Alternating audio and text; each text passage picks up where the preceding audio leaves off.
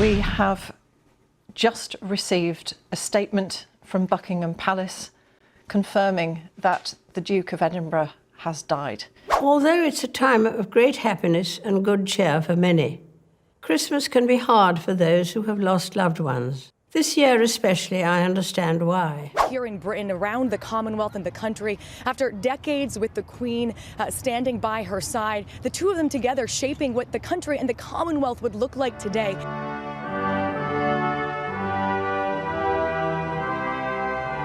To the country, she has been a constant for almost 7 decades. By her side and as her consort, Philip has been her constant in a partnership of love, respect and duty. Well, Philip was very much the paterfamilias of the royal family. The Queen was the monarch, the sovereign, and master of everything in front of her. There's only one other person really like me, and that's Prince Bernhard of the Netherlands, and so we occasionally discuss it. No, I don't think so. I mean, there's so much to do. You know, you're so occupied that and everybody knows what they're doing. Industry tends to get a bit run down at home.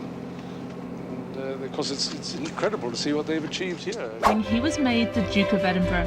The happy newlyweds spent most of their time in Malta, with Princess Elizabeth enjoying the life of a naval officer's wife as Philip moved up the Navy's rank.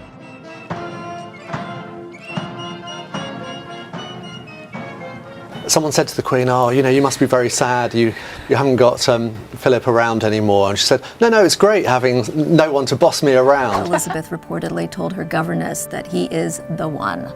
He was not intimidated by her, he was fascinated by her, and she was clearly smitten. The Queen sat alone in St. George's Chapel, masked, in black.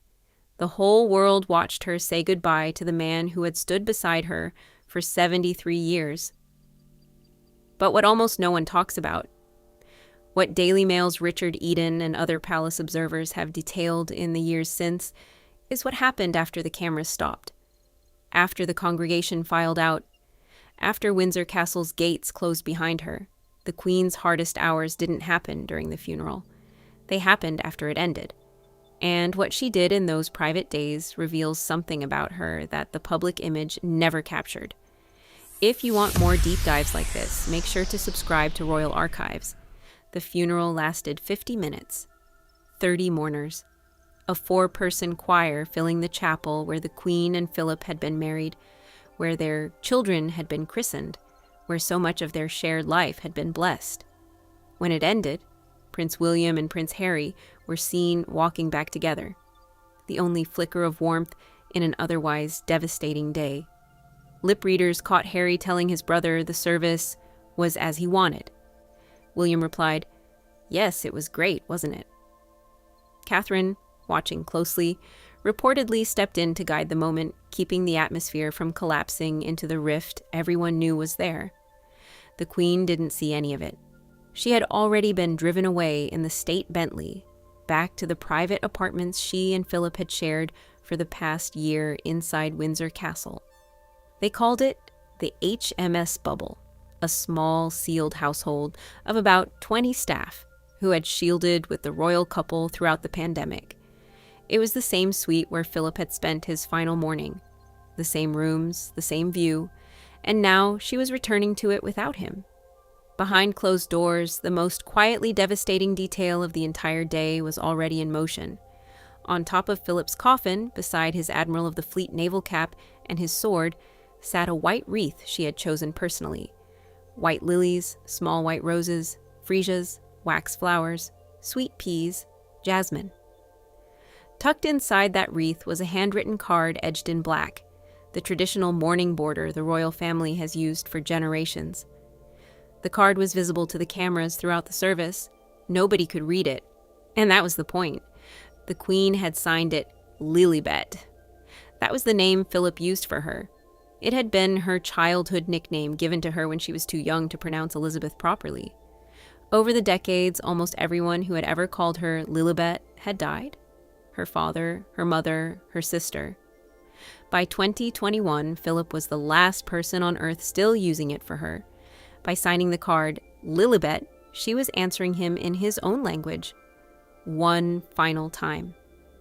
The palace refused to comment on the note's contents. Only one word leaked out, And that word said everything. Now here's where the story moves into territory most casual royal watchers miss entirely, because the funeral on April 17th was just the beginning.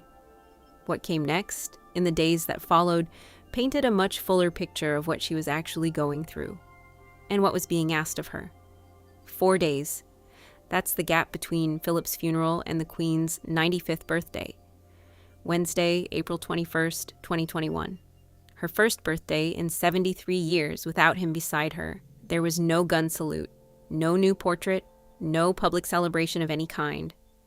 Joe Little, managing editor of Majesty magazine, called it bluntly, "This was going to be a private day, and that's how it should be." The contrast was almost unbearable.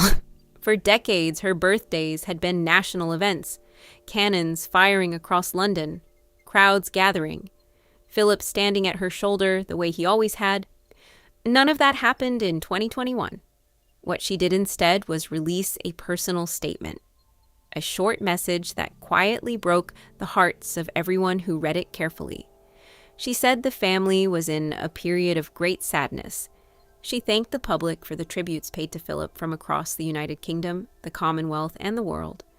She wrote that her family had been deeply touched and continued to be reminded of the extraordinary impact Philip had had on countless people. There was no birthday celebration mentioned, no future plans, just gratitude and grief. According to those familiar with the Windsor household at the time, the Queen spent that birthday quietly. She remained inside the castle. The household staff, who had been part of the HMS Bubble, continued their routines. The corgis were nearby, but the chair across from hers, Philip's chair, sat empty for the first time on a birthday morning, since she had been a young woman during the war. And here's the part that Richard Eden, the Daily Mail's diary editor and Palace Confidential broadcaster, and his colleagues have returned to again and again in their coverage of this period. The Queen did not allow herself the luxury of extended private grief. She couldn't. The very next day, Tuesday, April the 20th, 2021, just 72 hours after the funeral, she was back at work. The court circular, the official record of royal engagements, confirms it. She attended a retirement ceremony at Windsor Castle for Lord Chamberlain Earl Peel, the most senior official in the royal household. The man who had overseen the arrangements for Philip's funeral until handing over to his successor just days before their Philip died. She marked his retirement. She thanked him. She did her duty. Many observers found this almost impossible to comprehend. A 94-year-old widow returning to work 3 days after burying the husband she had been married to for 7 decades. But for the Queen, this wasn't unusual. It was the same compartmentalization she had practiced her entire reign, the public queen and the private queen, as the royal commentators have described it. The private grief was hers alone. The public service belonged to the country. Behind closed doors, the staff who had been with her through the HMS Bubble period reportedly described her as composed, dignified, and, in the words of her daughter-in-law, Sophie, Countess of Wessex, who had spoken to the press the day after Philip's death, amazing. But composure isn't the same as ease. According to those present, she was quieter than usual. She kept to her routines. She fed the corgis, she read her papers, she made the calls she had always made. And then, just weeks later, the Sussex situation began to weigh on the household again. Harry had not stayed for her birthday. He had attended the funeral, walked behind his grandfather's coffin alongside William and Peter Phillips, exchanged that brief moment with his brother on the walk back to the castle, and then flown home to California. The Daily Mail published photographs of his car leaving LAX. Newsweek confirmed his return to Montecito, where Meghan, pregnant with Lilibet at the time, had been waiting. He arrived home safely, quarantined again, reunited with his wife, and the Queen marked her 95th birthday without him. Across social media, one question kept coming up. Why couldn't he have stayed? Just 4 more days. Just one quiet visit to the grandmother who had lost her husband. The Sussex's team explained the travel restrictions, the pregnancy, the doctor's advice that had kept Meghan from attending in the first place. But many observers pointed out that Harry had traveled alone, and could, in theory, have remained alone. The decision to leave before her birthday became a moment that royal correspondents would revisit for years. That's when attention quietly shifted toward what Eden and other royal writers have called the unspoken expectation inside the household. The Queen, by every account, would never have asked Harry to stay. She would never have made it about her. But the staff around her, the courtiers who had watched her sit alone in that chapel, noticed who showed up and who didn't. They noticed that Edward and Sophie came to Windsor in the days that followed. They noticed that Anne, Philip's only daughter, was present and supportive. They noticed that Charles, the new head of the family in waiting, made himself available, and they noticed Harry's absence. This is where the gossip layer of the story becomes inseparable from the verified facts. Some online discussions suggested the Queen was hurt. Others insisted she understood completely. Unconfirmed reports circulated for months about whether she had wanted Harry to stay, whether anyone had asked, whether the topic had even come up. The palace, as always, said nothing. What can be confirmed is what she did rather than what she said. In the 2 weeks of royal mourning that followed the funeral, the Queen made no public reference to Harry's departure. She made no complaint. She made no comment. She simply continued. Attending the ceremony for Earl Peel, signing condolence acknowledgements, accepting the thousands of letters that poured into Windsor, and preparing, slowly, for the moment she would have to address Parliament again as Queen. And then there was the silence inside the castle itself. According to the Hugo Vickers biography that recently revisited this period, Philip had spent his last night in one of the private sitting rooms at Windsor, the same rooms where he and Elizabeth had relocated during the pandemic. After the funeral, the Queen returned to those rooms, the chair, the view, the shared world. Vickers reported that Philip had even managed on his final night to slip past the nurses with the help of a walker. Intent on having one last beer, Double Diamond had been his favorite for years, though the brand had been discontinued in the 1990s. What he drank that final night has not been publicly disclosed, but the detail itself, however small, tells you everything about the man whose absence now defined the Queen's daily life. Years later, this moment would become one of the most studied periods of her reign.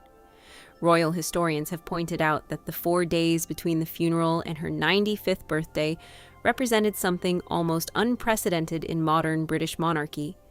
A sovereign privately grieving her consort while simultaneously preparing to return to constitutional duty with no public ceremony, no support bubble of extended family, and pandemic restrictions still in force across the country.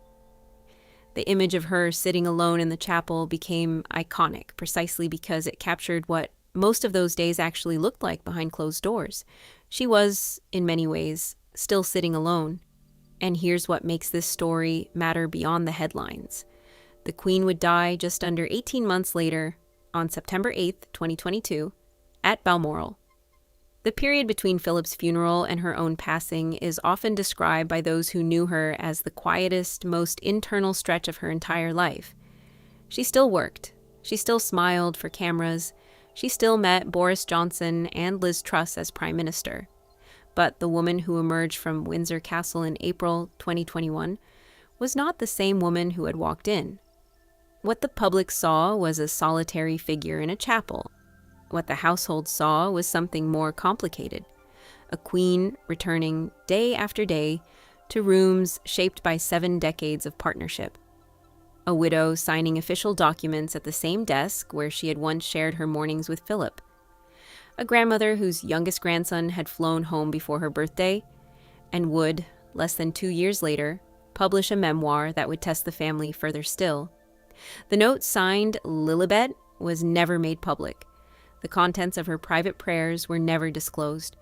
The conversations she had with her staff in those first days after the funeral remain by long royal tradition behind closed doors. But the actions tell their own story. She returned to work. She marked a birthday without celebration. She kept her promises to a country that needed her. And she did it all in the same rooms where her husband had taken his last beer. What happened next would shape the final chapter of her reign: the Sandringham conversations, the Platinum Jubilee, the decisions about Harry and Meghan, about the future of the monarchy itself. All of it began in those quiet rooms in April of 2021, in the days after a 50-minute funeral ended and a 73-year marriage became a memory. And the story of what she carried out of that chapel, what she chose to do and what she chose not to say, is still being uncovered, one private detail at a time. Because the Queen's silence then and now was never empty. It was full of everything she would never tell us,